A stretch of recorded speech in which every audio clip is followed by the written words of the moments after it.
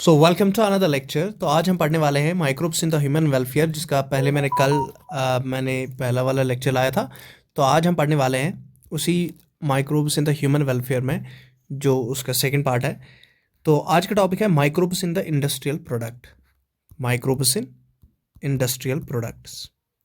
तो कल हमने माइक्रोब्स देखे थे किसमें, इन हाउस होल्ड प्रोडक्ट। तो आज हम देखेंगे माइक्रोब्स जो यूज़ होते हैं किनमें, इंडस्ट्रियल प्रोडक्ट जिनसे हम बनाते हैं। तो microbes in the industrial products, तो कौन से माइक्रोब्स यूज हो जाते हैं to for which help in the formation of products in industries. तो देखो, इसमें जो पहला है दैट इज सिंपली, हम इसमें क्या करते हैं, जो भी हम बेवरेजेस बनाते हैं, जो इंडस्ट्रीज होती है, इंडस्ट्रीज में भी किनको यूज़ किया जाता है, इंडस्ट्रीज में माइक्रोब्स का यूज़ किया जाता है। किसके लिए? For the formation of beverages या एंटीबायोटिक्स, उनकी फॉर्मेशन के लिए। तो इंडस्ट्रीज में हम किनको यूज़ करते हैं, यूज़ ऑफ माइक्रोब्स। माइक्रोब्स को यूज़ किया जाता है किसके लिए? For the formation of beverage, जो ड्रिंक्स बनाते हैं, बेवरेजेस या एंटीबायोटिक्स। एंटीबायोटिक्स और बेवरेजेस बनाने के लिए हम यूज़ करते हैं माइक्रोब्स को। इतनी होगी बात। अब ये जो बेवरेज और ये एंटीबायोटिक्स होते हैं, ये सिंपली एग्जांपल्स है उन प्रोडक्ट्स की जो हम इंडस्ट्रीज में बनाते हैं with the help of microbes. ठीक है। और जब इंडस्ट्रीज में हम जो भी प्रोडक्ट बनाते हैं तो वो ऑन अ लार्ज स्केल हम बनाते हैं, उसको हम इंडस्ट्रियल स्केल कहते हैं। तो इंडस्ट्रियल स्केल पर प्रोडक्ट्स को बनाना with the help of microbes, ठीक है। तो उसमें खाली एक ही माइक्रोब यूज़ नहीं होगा, उसमें लाखों की तादाद में माइक्रोब्स यूज़ हो जाते हैं। तो जब हम माइक्रोब्स को ग्रो करेंगे in a very large number in a very large vessel, जब उनको ग्रो करते हैं सो दैट कि वहाँ से प्रोडक्ट्स निकल जाएँ, प्रोडक्शन निकल जाए, उन इंडस्ट्रियल प्रोडक्ट्स निकल जाए ऑन अ लार्ज स्केल, तो उन वेसल्स को जिनमें इनको ग्रो किया जाता है इन माइक्रोब्स को, तो उस वेसल को हम क्या कहते हैं, फर्मेंटर्स। तो इंडस्ट्रीज़ में क्या यूज़ होते हैं, इंडस्ट्रीज़ में यूज़ होते हैं फर्मेंटर्स। ठीक है। इंडस्ट्रीज में हम यूज़ क्या करते हैं, फर्मेंटर्स। फर्मेंटर्स किसके लिए यूज़ होते हैं? फर्मेंटर्स यूज़ हो जाते हैं for production, for growing of the microbes in a large scale, and उसके बाद ही प्रोडक्शन हो जाती है किनकी, प्रोडक्ट्स की ऑन अ लार्ज स्केल। तो फर्मेंटर्स में क्या हो जाता है, फर्मेंटर्स में ग्रोइंग हो जाती है किनकी, माइक्रोब्स। इन फर्मेंटर्स जैस growing of microbes on large scale. तो माइक्रोब्स ग्रो हो जाते हैं ऑन लार्ज स्केल। ठीक है।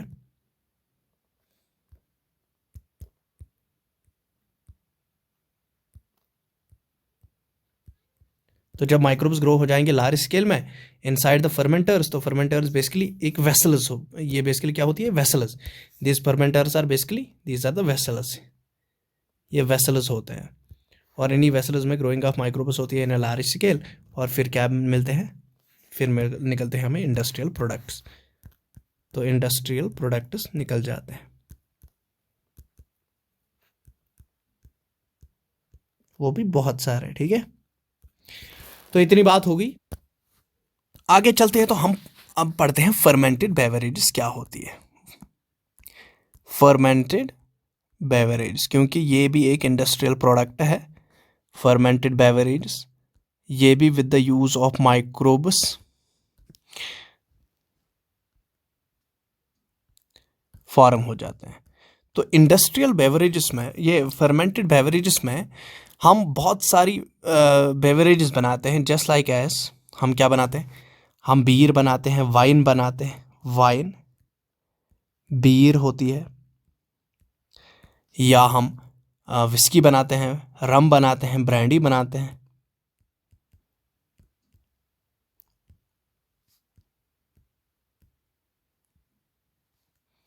विस्की, रम और ब्रांडी। ठीक है। तो ये क्या है, विस्की, रम और ब्रांडी, ये भी बेवरेजेस ही है। तो ये जो बेवरेजेस होते हैं, इन बेवरेजेस में ये कैसे बनती है, बाय द फर्मेंटेशन। ठीक है, ये कैसे बनती है, फर्मेंटेशन से बनती है। तो इसमें भी यीस्ट ही यूज़ हो जाता है for the fermentation of these, मतलब जो बियर बन जाएंगी, ये बेवरेजेस बन जाएंगी, ये फर्मेंटेशन से ही बनती है। तो इसमें से ये दोनों wine and beer, wine and beer कैसे बनते हैं, ये वाइन एंड बियर जो होते हैं ये विदाउट डिस्टिलेशन बनते हैं, मतलब इनमें एक डिस्टिलेशन प्रोसेस होती है, तो ये विदाउट डिस्टिलेशन प्रिपेयर होते हैं।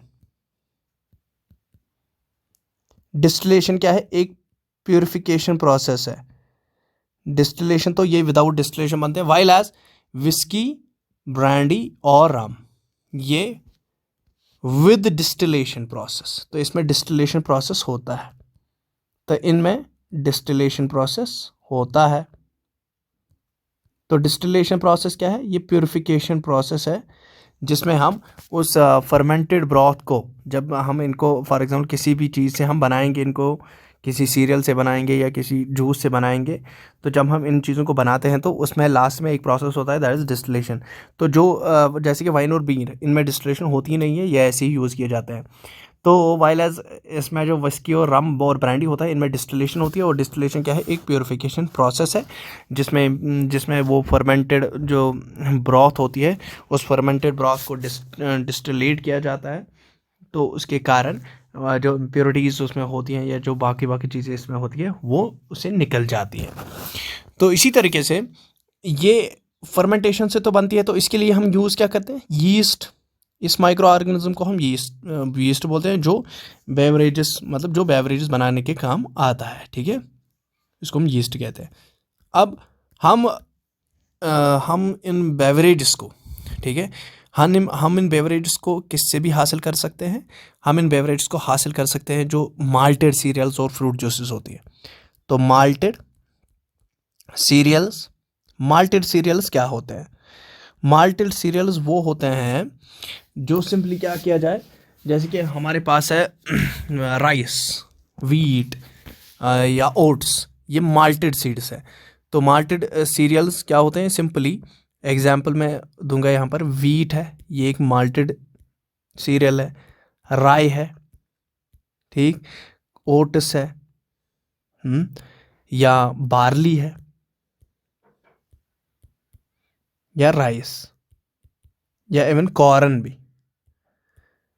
तो ये क्या है, ये सारे के सारे माल्टेड सीरियल्स है। तो इनको पीसा जाता है, ठीक है, मतलब पीसा नहीं जाता, बेसिकली क्या हो जाता है इनका, माल्टेड सीरियल वो होता है जिनको हम क्या कहते हैं, ड्राइंग करते हैं, the seeds which are dried. तो ड्राइंग इनकी करते हैं, तो इनको ड्राइड सीरियल्स, और ड्राइंग जब होती है तो ये बन जाते हैं ड्राई सीरियल्स। उसके बाद इनको क्या जाता है, आफ्टर ड्राइंग, तो जब ड्राइंग होती है मतलब ये खुश्क हो जाते हैं, उसके बाद इनको क्या किया जाता है, उनको सोक किया जाता है। सोक्ड मीन्स इनको मेड टू जर्मिनेट, ठीक है, then they are made to germinate, और उसके बाद ये क्या हो जाते हैं, उसके बाद इसमें हम ड्यूरिंग देयर सोकिंग जब इनके करते हैं हम, तो ड्राइंग के बाद क्या करते हैं, they made to germinate by soaking, made to germinate. तो जब ये मेड टू जर्मिनेट किए जाते हैं तो उसी दौरान हम क्या लगा देते हैं, कौन सा माइक्रो ऑर्गेनिज्म, यीस्ट, सैक्रोमाइसिस कर्विसीज। तो सैक्रोमाइसिस कर्विसीज हम यूज़ करते हैं, जिसके कारण क्या हो जाते हैं, ये माल्टेड सीरियल्स भी कन्वर्ट हो जाते हैं किसमें, these malted cereals give the ethanol. तो माल्टेड सीरियल से भी एथेनॉल होता है, बनता है, ठीक है, तो एथेनॉल होता है शराब, तो इनसे भी शराब बनती है, malted cereals plus juices plus fruit juices. तो यहाँ मैं लिखूंगा फ्रूट जूसेस भी, फ्रूट जूसेस और माल्टेड सीरियल्स से भी क्या बनता है, इनसे भी एथेनॉल बनता है। अब माल्टेड सीरियल्स मैंने बोल दिए, और इनको क्या हो जाता है, ये माल्टेड सीरियल्स वो सीरियल्स होते हैं which are dried, which are made, मतलब जिनको ड्राइड किया जाता है, उसके बाद उनको मेड टू जर्मिनेट, उनको सोक किया जाता है पानी में, तो उसके बाद with the action of the yeast, तो वो कन्वर्ट हो जाते हैं किसमें, they get convert into ethanol, ठीक है, इतनी बात हो गई। अब देखो, अब यहाँ पर अगर मैं फर्मेंटेड बियर्स की बात करूँ या फर्मेंटेड इन्हीं बेवरेज की बात करूँ, तो एक और बेवरेज भी है जिसको हम कहते हैं कम्बूचा। कम्बूचा एक बेवरेज है, या जिंजर बियर है, जिंजर बियर है, या कैफीर है, तो ये क्या है, ये भी फर्मेंटेड बेवरेजेस ही है। तो ये भी यीस्ट से ही बनती है, जैसे कंब्यूचा है, ठीक है। तो ये कंब्यूचा कैसे बनती है, इसमें यीस्ट बैक्टीरिया, यीस्ट होता है, बैक्टीरिया होता है, और टी और शुगर हम ऐड करते हैं, T plus sugar, T plus sugar और टी प्लस शुगर, फिर बैक्टीरिया और यीस्ट का यूज़ करते हैं, बैक्टीरिया और यीस्ट, इनका मिक्सचर बन जाता है, और ये क्या बन जाता है, ये एक बेवरेज बन जाती है, जिसको हम क्या कहते हैं, इसको हम कंबूचा कहते हैं। तो फर्मेंटेशन हो जाएगी,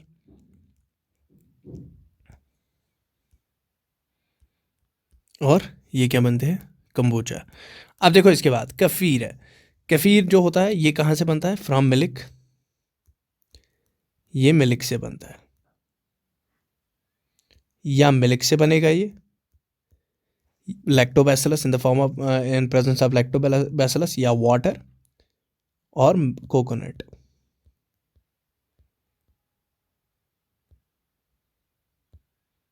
तो इनसे क्या बनता है, कफीर बनता है। ये भी क्या है, एक बेवरेज है, कंबूचा, कफीर और जिंजर बियर। इतनी बात होगी। तो ये तो हो गया थे कौन, फर्मेंटेड बियर्स। और फर्मेंटेड बियर्स के बहुत सारे एप्लीकेशंस हैं, ये मेडिसिन में भी यूज़ हो जाती है, just like as in the cough service. अब इसके बाद एंटीबायोटिक्स, ये भी हम इंडस्ट्रियल प्रोडक्ट ही है, ये माइक्रोब से ये बनता है एंटीबायोटिक्स। तो एंटीबायोटिक्स जो है, पहली दफ़ा अगर हम बात करें वट, पहले हम देखेंगे एंटीबायोटिक्स होते क्या हैं। तो एंटीबायोटिक्स बेसिकली होते हैं जो क्या करते हैं, which are against the life, हम कहते हैं।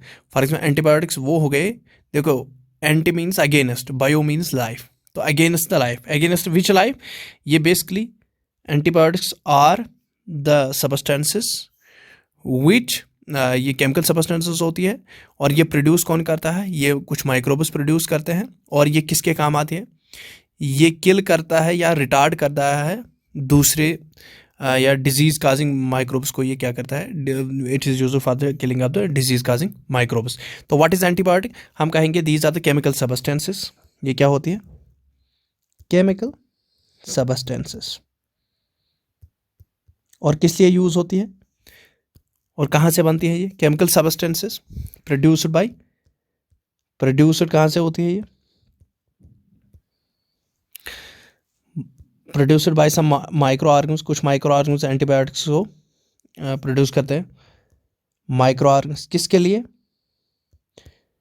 फॉर द किलिंग ऑफ, ठीक है, माइक्रो ऑर्गेनिजम्स किसके लिए, किलिंग, फॉर द किलिंग, और these chemical substances they kill or they retard the growth of other disease causing microbes.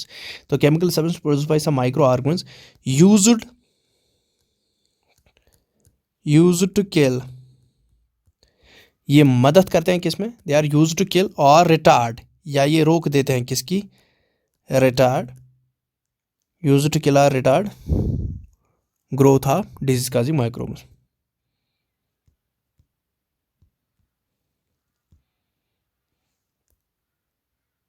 Disease causing microbes, ठीक है।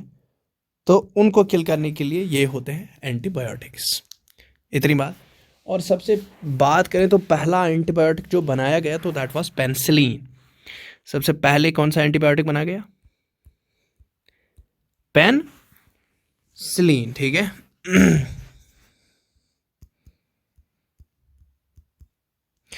तो पेनिसिलिन, और ये पेनिसिलिन जो है, ये पेनिसिलिन किसने बनाया, ये बेसिकली बनाया अलेक्जेंडर फ्लेमिंग ने, ठीक है,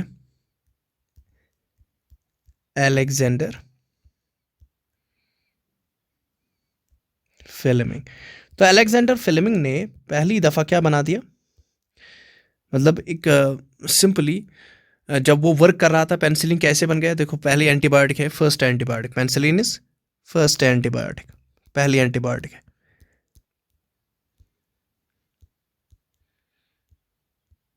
और किसने बनाई है, अलेक्जेंडर फ्लेमिंग ने।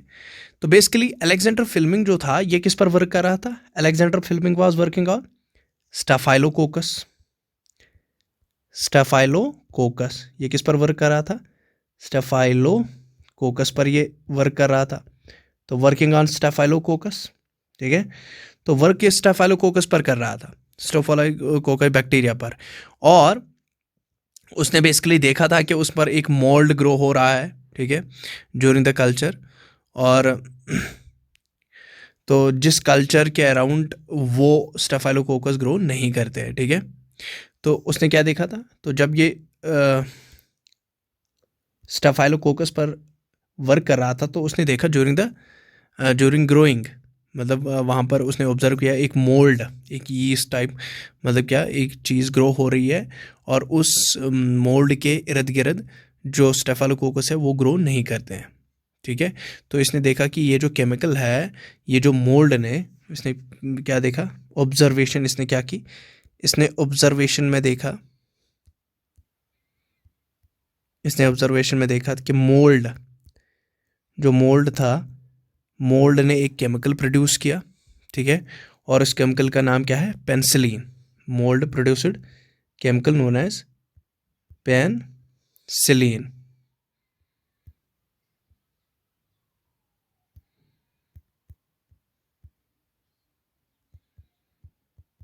पेनिसिलिन किसने सेक्रेट किया?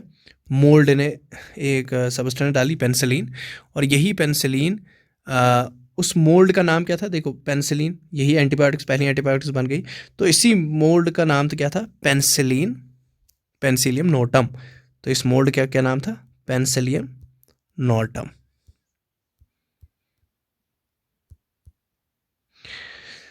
तो पेनिसिलिन पहली डिस्कवर की, फर्स्ट एंटीबायोटिक किसने डिस्कवर की? अलेक्जेंडर फ्लेमिंग ने।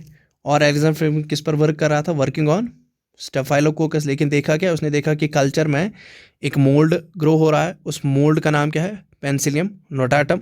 और उससे क्या बन रही है? उससे एक केमिकल सब्सटेंस बन रही है जो बाकियों को ग्रो नहीं होने देती है, स्टेफाइलोकोकस ग्रो नहीं होने देती है। उस सब्सटेंस का नाम रख दिया गया पेनिसिलिन, ठीक।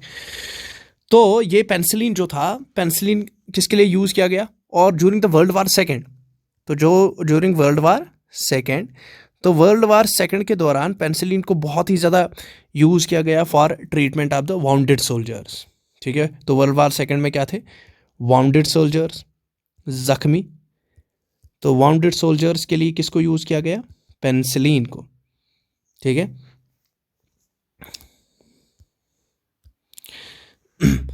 तो पेनिसिलिन को यूज़ किया गया किसके लिए? इसको यूज़ किया गया to treat the wounded soldiers, ठीक है। जो वाउंडेड सोल्जर्स थे, वाउंडेड सोल्जर्स ऑफ अमेरिका। तो अमेरिकन वाउंडेड सोल्जर्स जो थे अमेरिका के, अमेरिकन वाउंडेड सोल्जर्स को ट्रीट करने के लिए यूज़ किया गया पेनिसिलिन को,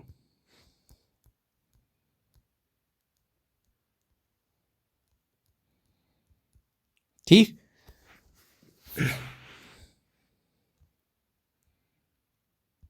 तो पेनिसिलिन को यूज़ किया गया, इतनी बात। और इस पेनिसिलिन का जो फुल पोटेंशियल था, पहला मतलब फुल पोटेंशियल इसका मतलब कि ये यूज़ हो सकती है टू ट्रीट द वाउंड्स। तो ये अर्नेस्ट चैन और हॉवार्ड फ्लोरी थे जिन्होंने इसका क्या दिया? इफेक्टिव, मतलब इसका पोटेंशियल दे दिया कि ये full potential as an effective antibiotic जो है। तो पेनिसिलियम का, पेनिसिलियम पेनिसिलियम का penicillium as an antibiotic, as an antibiotic किसने दे दिया? As an antibiotic can be used, वो दे दिया, किसने दे दिया? वो दे दिया चैन और फ्लोरी ने, Ernest Chain and Robert Flo and Howard Florey. Chain and Florey ने दे दिया वो, ठीक। अब देखो इसी चीज पर चैन और फ्लोरी को अवार्ड दिया गया, किसके लिए? इनको अवार्ड दिया गया नोबेल प्राइज, 1945 को फॉर दिस डिस्कवरी। तो जब इन्होंने देखा कि जो पेनिसिलिन है ये एज एन एंटीबायोटिक्स हम इसको यूज़ कर सकते हैं, तो इसके लिए ये जो अर्नेस्ट चैन थे और फ्लोरी थी, तो इनको अवार्ड क्या दिया गया, नोबेल प्राइज़। इनको नोबेल प्राइज़ मिला 1945 को, ठीक है, इस डिस्कवरी पर कि ये यूज़ हो सकता है एज एन एंटीबायोटिक। इतनी बात।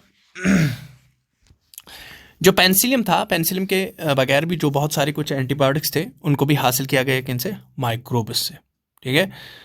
तो ये तो इतनी बात हो गई।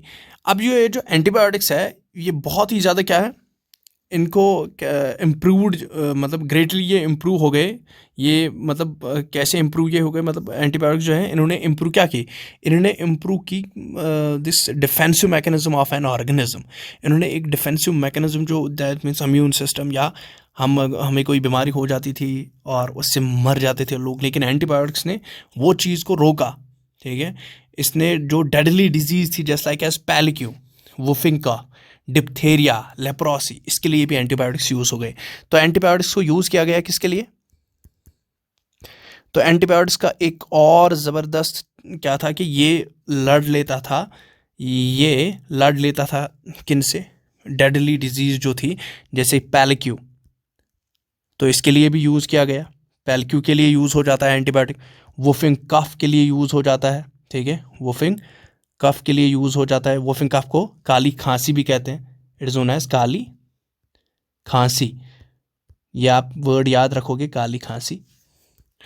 और ये डिप्थेरिया को गाल गोटू कहते हैं, डिप्थेरिया इसके लिए भी यूज़ किया गया, गाल gotu.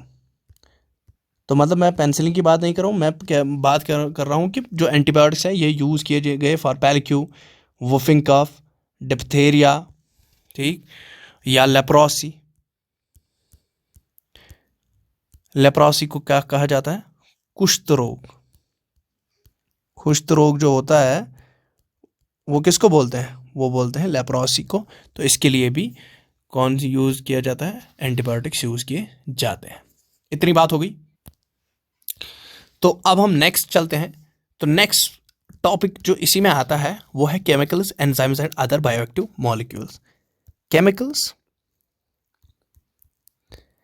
Enzymes, chemicals, enzymes and other bioactive molecules. Bioactive molecules, ये बड़ा ही बहुत ही इंटरेस्टिंग वाला टॉपिक ये इस human health, microbes in the human welfare में, chemicals, enzymes and other bioactive molecules. और इसमें ऑब्जेक्टिव मतलब ऑब्जेक्टिव 10-15 पड़े हैं। तो जो माइक्रोब्स होते हैं सिंपली ये यूज़ किस लिए हो जाते हैं, अभी हमने इनका देखा कि इनकी इंडस्ट्रियल यूज़ भी है, ये इंडस्ट्रियल प्रोडक्शन करते हैं किसी प्रोडक्ट्स की। तो इंडस्ट्रियल प्रोडक्ट्स जो हम हासिल करते हैं, तो commercial as well as industrial production कुछ केमिकल्स की करते हैं ये, या कुछ सब्सटेंसेस की। तो माइक्रोब्स यूज़ हो जाते हैं किसके लिए, माइक्रोब्स का यूज़ हो जाता है इंडस्ट्रीज़ में, ठीक है। ये कमर्शियली भी यूज़ हो जाते हैं या ये यूज़ हो जाते हैं for the production of industrial production कुछ केमिकल्स की। तो माइक्रोब्स यूज़ हो जाते हैं किसके लिए, किसके लिए यूज़ हो जाते हैं, कमर्शियल और इंडस्ट्रियल प्रोडक्शन। ये कमर्शियल प्रोडक्शन में भी, कमर्शियल एंड इंडस्ट्रियल प्रोडक्शन, और industrial production of certain industrial production. तो इंडस्ट्रीज़ में भी इसको यूज़ किया जाता है किसके लिए, for the production of certain chemicals. तो इससे क्या हासिल होते हैं, कुछ केमिकल्स हासिल हो जाते हैं, लेकिन कौन से, ऑर्गेनिक, हाँ, ऑर्गेनिक एसिड्स या अल्कोहल्स या एंजाइम्स। तो ऑर्गेनिक एसिड्स, अल्कोहल्स और एंजाइम्स ये किससे हमें हासिल होते हैं, ये हासिल हो जाते हैं फ्रॉम द माइक्रोब्स, जब हम इनको इंडस्ट्रीज़ में यूज़ करते हैं for the formation of organic acids, alcohol and enzymes. तो इसी में अगर मैं पहली यहाँ पर जो बहुत ही इंपॉर्टेंट चीज़ है कि एक फंगस है जिसको ग्रो किया जाता है, जिसको इंडस्ट्रीज़ में यूज़ किया जाता है for the formation of citric acid. तो एक फंगस है, तो उसका नाम है एस्परगिलस। एस्परगिलस, तो एस्परगिलस किसके लिए यूज़ हो जाता है? एस्परगिलस नाइजर हम इसको बोलते हैं, नाइगर। और ये यूज़ किसके लिए हो जाता है? For the production of citric acid. तो ये क्या प्रोड्यूस करता है? साइट्रिक एसिड ये प्रोड्यूस करता है। तो इट प्रोड्यूसेस साइट्रिक एसिड, इतनी बात। और दूसरा है कि जो एसिटिक एसिड होता है ये किससे बनता है? ये एक बैक्टीरियम से बनता है जिसका नाम है एसिटोबैक्टर। तो एसिटोबैक्टर क्या करता है? एसिटोबैक्टर, तो हर कहीं पर क्वेश्चन है, एसिटोबैक्टर क्या करता है? ये एक बैक्टीरियम है। ये क्या है? एक बैक्टीरिया है। ये एसिटोबैक्टर क्या है? ये एक बैक्टीरिया है। और ये क्या करता है? ये प्रोड्यूस करता है एसिटिक एसिड को, एसिटिक एसिड। तो एसिटिक एसिड कहाँ से बनता है? एस्टोबैक्टर से। एस्टोबैक्टर क्या है? एक बैक्टीरिया है। इसी तरीके से ब्यूटायरिक एसिड और लैक्टिक एसिड, अगर ब्यूटायरिक एसिड की बात करें, ब्यूटायरिक एसिड, तो ब्यूटायरिक एसिड कहाँ से बनता है? ब्यूटायरिक एसिड बन जाता है कोलेस्ट्राइडियम ब्यूटाइलिसियम। जो कोलेस्ट्राइडियम ब्यूटाइलिसियम है, ये बैक्टीरियम है, तो उसको हम क्या कहते हैं? कोलेस्ट्राइडियम ब्यूटाइलिसियम। तो ये प्रोड्यूस क्या करता है? प्रोड्यूस करता है ये ब्यूटायरिक एसिड, ठीक है, ब्यूटायरिक एसिड। और इसी तरीके से जो लैक्टिक एसिड होता है, लैक्टिक एसिड कैसे प्रोड्यूस होता है? लैक्टिक एसिड प्रोड्यूस होता है बाय लैक्टोबैसिलस। ये भी एक बैक्टीरियम है, तो लैक्टोबैसिलस।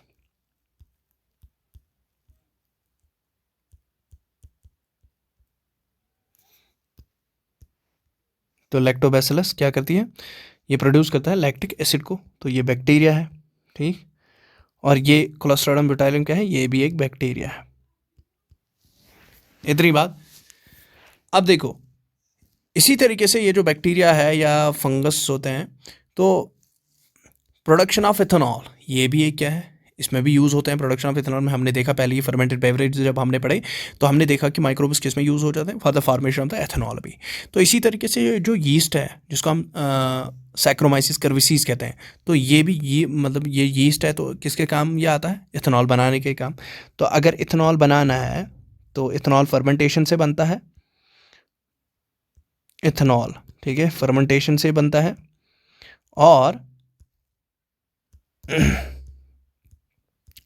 ये फर्मेंटेशन से तो बनता है, लेकिन कौन सा इसमें यूज़ हो जाता है? इसमें यूज़ हो जाता है यीस्ट, ठीक। उस यीस्ट को हम क्या बोलते हैं? सैक्रोमाइसिस सर्विसेस, ठीक है,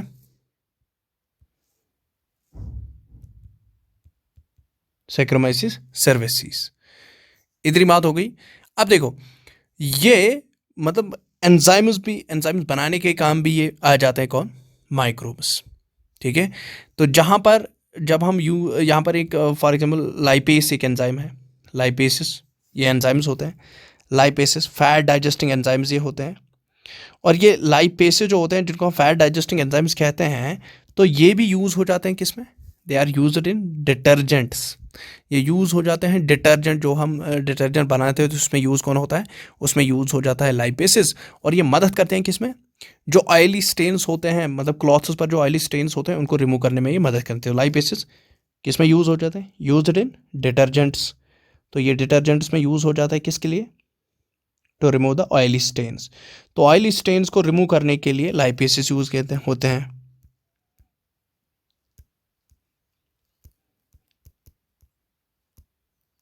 इतनी बात हो गई। To remove the oily stains हम किसको यूज़ करते हैं? लाइपेस। लाइपेस क्या है? एक एंजाइम है, ठीक, ये एक एंजाइम है। अब देखो, जो आपने बाज़ार से तो आपने देखे ही होंगे कि जो जूस की वो डबियाँ मतलब बोटल्स होती है, वो ऊपर से सील्ड होती है वो, हाँ, जैसे एपी फिज़ है, बाकी चीज़ें हैं, कोई माजा है। तो ये जो बोटल्स होते हैं, हाँ, जिनमें फ्रूट जूस होता है, तो ये मार्केट में तो लाई जाती है, ठीक है। और इसमें आप देखोगे कि जो इसमें भरा हुआ होता है, मतलब अगर ये बोतल है तो इसमें क्या है, इसमें भरा हुआ है फॉर एग्जांपल वो फ्रूट जूस। और फ्रूट जूस आपको क्या लगता है, मतलब वो पानी के जैसा साफ होता है, साफ इन द सेंस चाहे वो कलर कोई भी हो, लेकिन उसमें कोई दाना वाना ऐसा कुछ, मतलब आपको जब पीते हो तो आपको ऐसा कुछ फील नहीं होगा कि मैंने कुछ चबाया है, मैंने कुछ खाया है। तो वो लिक्विड, प्योर लिक्विड जैसा होता है, साफ लिक्विड होता है, ठीक है। तो अब ये जो बोटल्स होती हैं, ये सिंपली इसमें क्या हो जाता है, इसमें हम यूज़ करते हैं। अगर हम घर में बनाएंगे तो देखो, ये मार्केट में क्या है, ये मार्केट वाला जूस है, ये मार्केट जूस है। तो मार्केट के जूस में फॉर एग्जांपल एप्पल वाला जूस, एप्पल जूस, ठीक है। मार्केट जूस में कौन सा, एप्पल जूस। तो जब हम मार्केट में वो एप्पल जूस पीते हैं, तो apple juice just like as water pure होता है, मतलब उसमें ऐसी कुछ हमें नहीं दिखता है कि हमने कुछ चबाया है, हमने मतलब इसमें कुछ एप्पल की कुछ हिस्सा आ गया है इसमें, तो वो कुछ नहीं है, वो प्लेन होता है, मतलब प्लेन, उसको हम कहते हैं कि क्लियरर होता है वो, जस्ट लाइक एज प्योर वो फ्लो हो जाता है, हाँ, प्योर वाटर की तरह होता है वो। तो एप्पल जूस, ठीक। तो लेकिन अगर हम यही जूसेस कहाँ बनाएं, घर में बनाएं, तो घर में क्या होता है, घर में अगर हमने जूस बनाया, होम मेड जूस है, तो हमने गिलास में फॉर एग्जांपल ये गिलास है, हमने इसमें क्या बना दिया, जूस बना दिया, हाँ, जूस बना दिया हमने, बनाना का बना दिया, कुछ बना दिया। तो वो जो बनाना का शेक हमने बना दिया, तो उसमें आप देख लेना कि, या कोई भी जूस बना दिया, तो उसमें आप देख लेना कि उसमें जो पार्ट्स रहते हैं किसके, उस फ्रूट के कुछ पार्ट्स रहते हैं। तो फ्रूट के क्या, फ्रूट फूड फ्रूट पार्ट्स रह जाते हैं, मतलब को क्या चीज़ रहेगी, थोड़ा थोड़े से माइन्यूट माइन्यूट मतलब चीज़ें रह जाती हैं किस में, उस जूस में, जो होममेड जूस है। ये होममेड जूस है, होममेड जूस में कुछ फ्रूट के पार्ट्स रह जाते हैं। तो वाइल एज जो मार्केट वाला जूस है, उसमें कोई भी नो फ्रूट पार्ट, मतलब no part, no part, no part present, no part of fruit is present. तो कोई भी पार्ट ऑफ फ्रूट प्रेजेंट नहीं होता है, ठीक है। तो ये क्लियर होता है, this is clear, it is clear liquid like, ये क्लियर लिक्विड होता है। लेकिन ये जो घर पे हम बनाते हैं, ये क्लियर लिक्विड नहीं होता है। अब देखो बोटल्स में ये भी जूस ही है, ये भी फ्रूट से ही बनाया है, लेकिन ये क्लियर कैसे है। तो इसमें हम यूज़ करते हैं एक एंजाइम जिसका नाम है पैक्टिनेस और प्रोटीएस। तो यूज़ मार्केट जूसेस में कौन सा एंजाइम यूज़ होता है, उन मार्केट बोटल्स में, उन जूसेस में, जो उनको क्लियर बनाने के लिए, to make the juice clearer, to make juice clear, to make juice clearer, ठीक है। तो हम यूज़ क्या करते हैं, हम यूज़ करते हैं किसको, वो यूज़ पैक्टिनेस एंड प्रोटीएसिस। हम यूज़ किसको करते हैं, पैक्टिनेसिस एंड प्रोटीएसिस। तो पैक्टिनेसिस और प्रोटीएसिस का यूज़ हम करते हैं। Pectinases and proteases are used to make the juices clearer, ठीक। अब देखो, जो स्ट्रेप्टोकाइनेस होता है, यहाँ पर एक और मैं एंजाइम की बात कर रहा हूँ, जो स्ट्रेप्टोकाइनेस होता है, तो स्ट्रेप्टोकाइनेस प्रोड्यूस हो जाता है किससे, फ्रॉम द बैक्टीरियम स्ट्रेप्टोकोकस, ठीक है। तो बैक्टीरिया कौन है, बैक्टीरिया स्ट्रेप्टोकोकस है।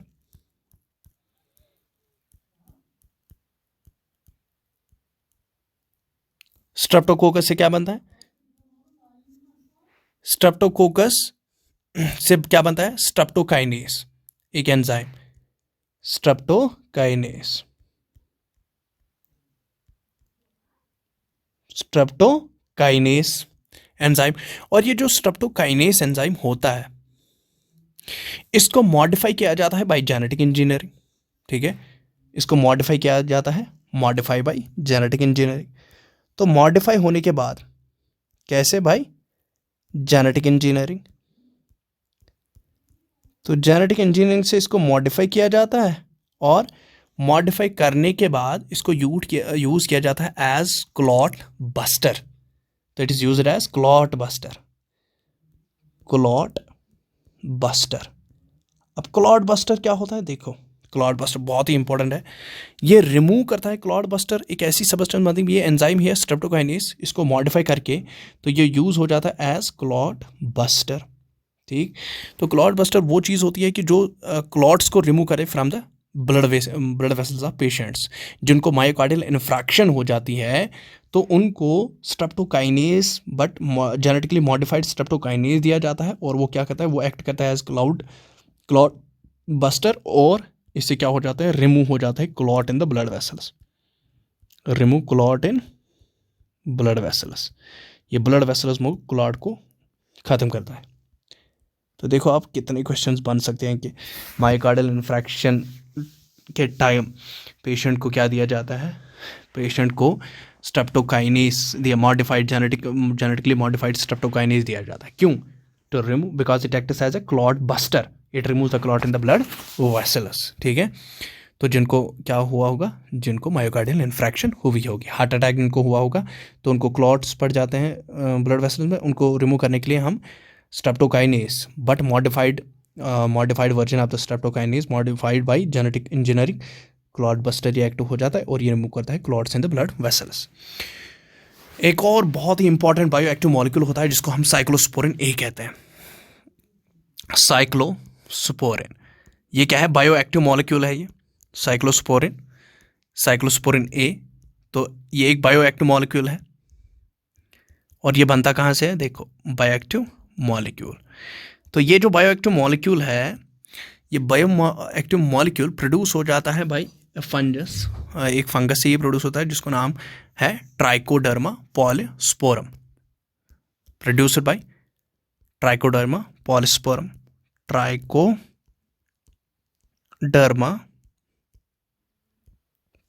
पॉलीस्पोरम। तो ट्राइकोडर्मा पॉलीस्पोरम से क्या बनता है, ये क्या है, एक फंगस है। तो फंगस एक है ट्राइकोडर्मा पॉलीस्पोरम, और इससे क्या बनता है, इससे बनता है साइक्लोस्पोरिन ए। ठीक है, तो साइक्लोस्पोरिन ए बन जाता है ट्राइकोडर्मा पॉलीस्पोरम से। और ये यूज़ कहाँ पर होता है, तो यूज़ हो जाता है ये as an immuno suppressant agent in the organ transplant. तो ये यूज़ हो जाता है एज इम्यूनो डिप्रेसेंट या इम्यूनो सप्रेसेंट। तो इम्यूनो सप्रेसेंट इम्यून सिस्टम को सप्रेस करने के लिए यूज़ हो जाता है, लेकिन कब, ड्यूरिंग ऑर्गन ट्रांसप्लांट। तो ऑर्गन ट्रांसप्लांट के दौरान ये यूज़ हो जाता है एज इम्यूनो सप्रेसेंट। इतनी बात। अब देखो यहाँ पर एक और है, मतलब एक यीस्ट की बात मैं करूँगा जिसका नाम है मोनास्कस परप्यूरेंस।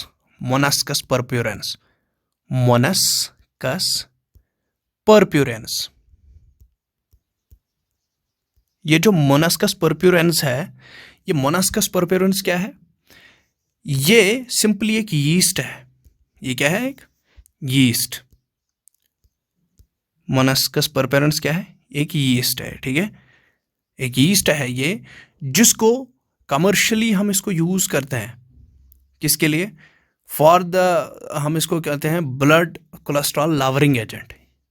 ठीक है, तो ये जो मोनास्कस परप्यूसस है, तो मोनास्कस परप्यूसस क्या है, ये एक यीस्ट है और ये क्या प्रोड्यूस करता है, प्रोड्यूसेस द स्टेन्स। ये स्टेन प्रोड्यूस करता है और उन स्टेन से क्या होता है, उन स्टेन से ही उसी के कारण ये क्या हो जाता है, उसी के कारण ये यूज़ हो जाता है एज कोलेस्ट्रॉल लवरिंग एजेंट। तो कोलेस्टेरोल लवरिंग एजेंट, तो कोलेस्ट्रॉल को कम करने के लिए यूज़ हो जाता है lowering agent. Cholesterol lowering agent कौन यूज़ हो जाता है, यीस्ट मोनास्कस परप्यूसस। ये प्रोड्यूस क्या करता है, स्टेन्स ये प्रोड्यूस करता है। स्टैंटस, नॉट स्टेन्स, ये स्टैंटस प्रोड्यूस करता है। ठीक है, स्टैंटस, यहाँ पर स्टैंटस है, स्टैंटस ये प्रोड्यूस करता है, जिसके कारण क्या हो जाता है, जिसके कारण ये एक्ट का हो जाता है as blood cholesterol lowering agent. ठीक है, तो ये बेसिकली क्या करता है, ये इनहिबिट करता है कोलेस्ट्रॉल सिंथेसाइजिंग बेसिकली इनहिबिट ये करता है एंजाइम को जो रेस्पॉन्सिबल होता है for the synthesis of cholesterol.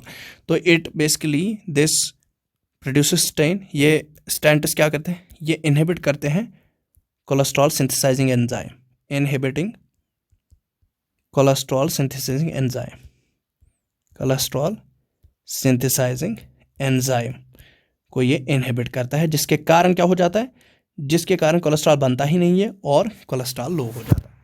तो ये तो था आज का microbes in the human welfare. Hope कि आपको बहुत ही अच्छा लगेगा ये टॉपिक एंड बहुत ही ज़्यादा इंपॉर्टेंट है। आप खुद देखिएगा आप कि इसमें हर किसी लाइन से क्वेश्चंस बनते हैं, हर किसी लाइन से, ठीक है। जो मैंने लास्ट वाला ये टॉपिक पढ़ा है जो chemicals enzymes and bioactive molecules है, इसमें हर लाइन पर क्वेश्चन है, हर लाइन पर क्वेश्चन है। तो सो दीज जो ये human microbes in the human welfare है, छोटा सा यूनिट है बट इफेक्टिव यूनिट है ये। और इसके बाद कल हम पढ़ने वाले हैं microbes in the sewage treatment.